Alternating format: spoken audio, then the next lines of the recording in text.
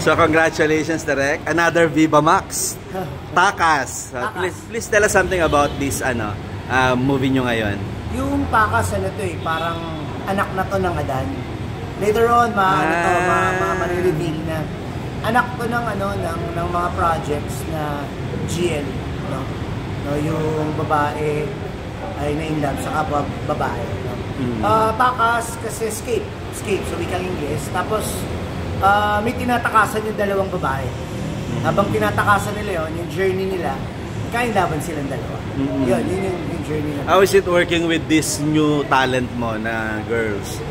Ses and Audrey Avila. Parehas produkto yan ng Fantasia. Nilaunch din ng Viva last year. Apparently, yung Viva Max experience na to, puro mga bago na ngayon. Nagde-develop na ang Viva ng bagong set ng mga babae, bagong set ng mga stars, lalaki, babae. Nagde-develop sila ng bago kasi siyempre yung iba, yung mga A-listers, meron ng kanya-kanyang pwesto. Ito ngayon nagtatry sila.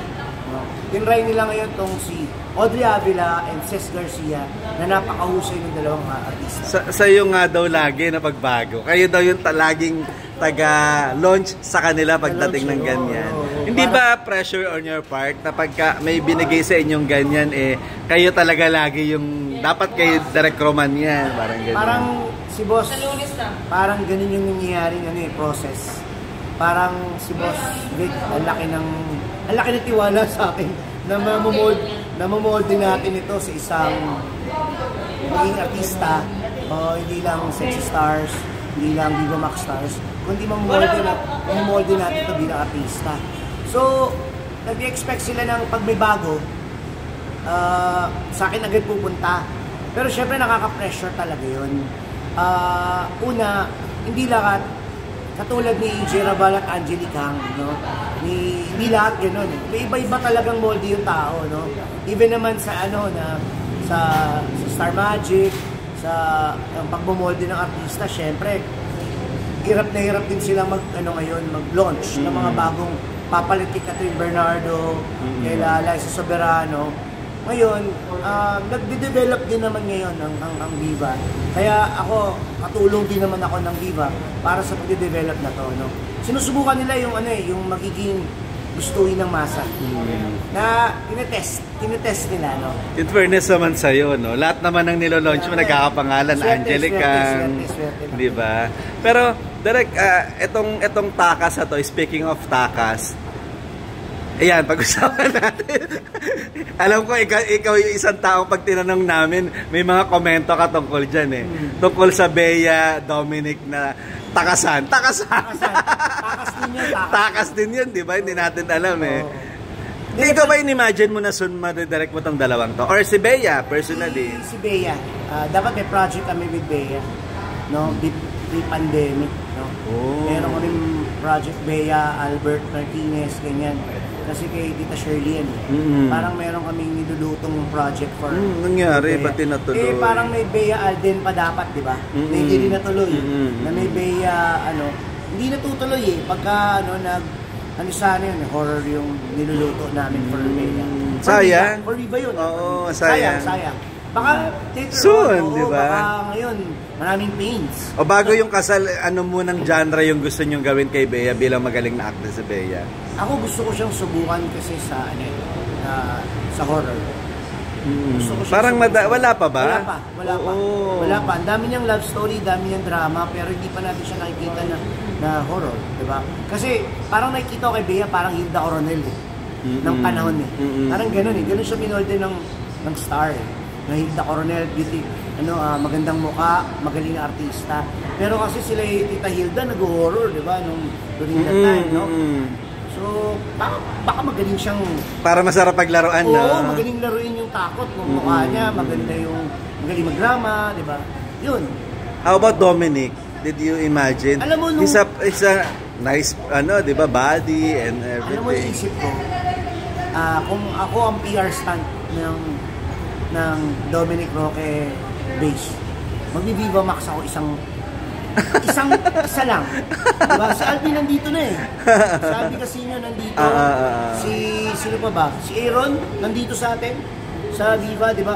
Why not? No? Ano lang, try lang. Baka, hindi naman talaga full sexy, no? Hindi no? full sexy. Pakita lang natin kung gaano siya ka-versatile na actor at gaano siya katapang. Di ba? Why not, Dom? Subukan mo lang. Nawaga kay Dom. Malay mo. Bakit hindi? Di ba? Sayang naman yung tinrabaho niyang katawan. Di ba? Kaya si Alvin, nag-uusap kami, Alvin Casino. Kayo ba nag-direct na sa kanya? Oo, ako nag-direct na sa kanya. Sabi ko sa kanya, Alvin, i-flex mo yung muscle mo. Sayang naman tinrabaho mo, ilang taon yan. So every time na may ginagawa kami na medyo sexy ni Alvin, nag-flex talaga siya. Kasi sayang tinrabaho mo yun eh. Correct, tapos, correct. ano makikita? Sa IG lang makikita. Social media lang, no? Kasi vlogger yung... hindi ka pa kumita. Diba? Ayun. So speaking, ano kayang dahilan, Direk? Bakit nagkakaroon ng ganon? Parang ngayon, parang isipin mo, no? Parang nakaset na, may engagement na. As a director or parang as a person, di ba? As a citizen. Ako as a fan. A fan. As a fan. Di ako as a director sa showbiz side. Side. Hindi eh. Ako as a fan, marami talagang distractions nowadays. Kahit anong relasyon ngayon, daming distractions. No? Daming distractions sa family, sa friends, no? Tsaka sa core, ano eh, nakikita ko sa core ng mga nakakasama, nakakatrabaho. Tsaka syempre sa advice din ng mga mentors siguro. Isa daw issue, prenuptial agreement. Oo, nabasa ko din eh. Diba? Isa daw yun? Eh, ako naman, kung lalaki kung lalaki wala yun. Ego lang yun eh. Ego lang yan. Ipirma ako. Diba? Ipirma ako, and then, pagpirma ko, o di, kasawa tayo. Diba? Di magtatrabaho ako. Gagalingan ko. At ipoprove ko sa mga taong yan na mali kayo. Diba? Ego lang yun eh. Ego lang yun eh. Pero kung baka may mas malalim pa eh, no? Ako as a fan, nalulungkot ako. Nalulungkot ako kay Bea kasi parang dapat time niya na eh, no? Time ito na yun eh. Diba si Vilma Santos, no? Para siyang Vilma nga, tsaka Hulita ko. Correct, oo. Lagi ko tinitignan na gano'n eh. Si Vilma, nung kinasal na. Nag-settle down na kay Ralph Recto. Ganong age na niya. Baka dapat nandun na siya. Pero hindi nangyayari, no? Baka may perong para kay Bea. Baka may para kay Bea. At saka may para kay Dom. Parang ang sarap gawa ng pelikula yung nila, di ba? Sarap, tapos niling pa yung Viva Max, no? Yun ang pinakamagandang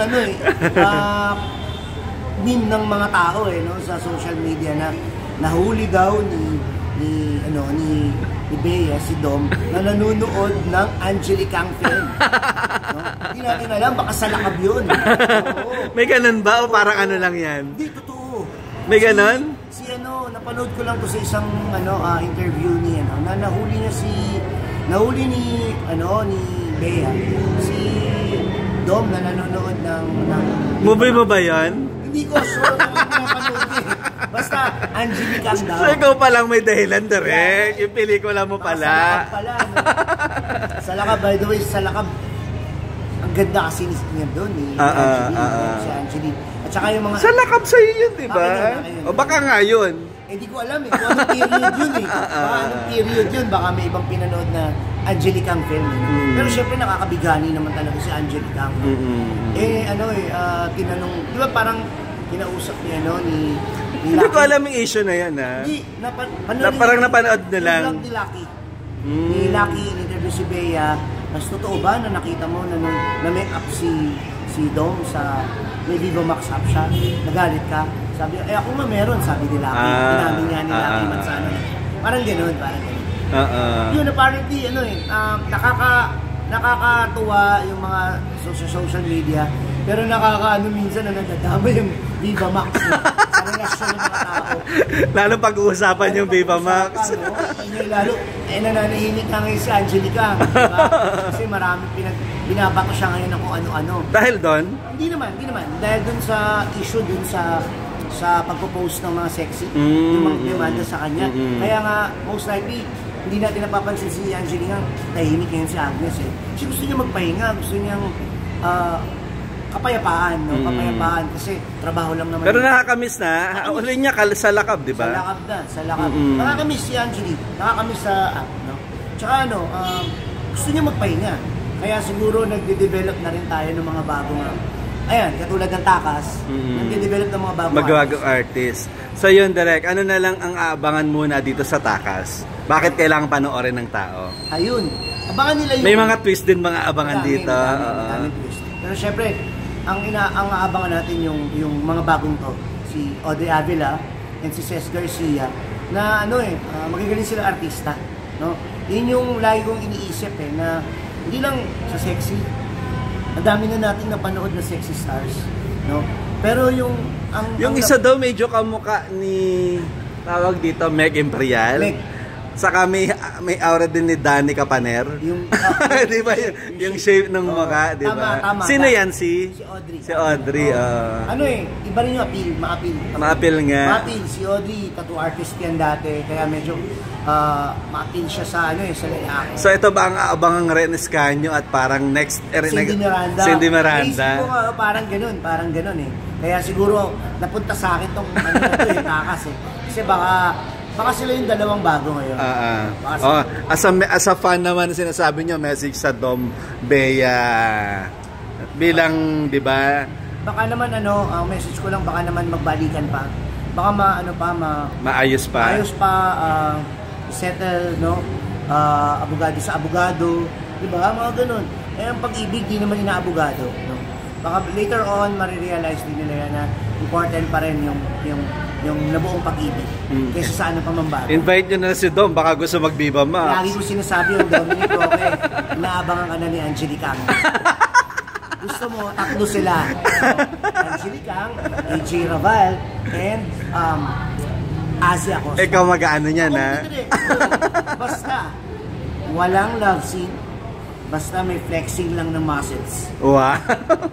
Invite din sila direct sa Takas. Muli po, iniimbita ko po ang buong sangkakultuhan ng Viva Max na muli suportahan natin yung Takas. Suportahan natin si Audrey Avila, si Cesc Garcia, mga bagong tumatakas. No? Bagong pinopromote at pinagong nilo-launch ng Viva na mga bagong stars ng Viva Max.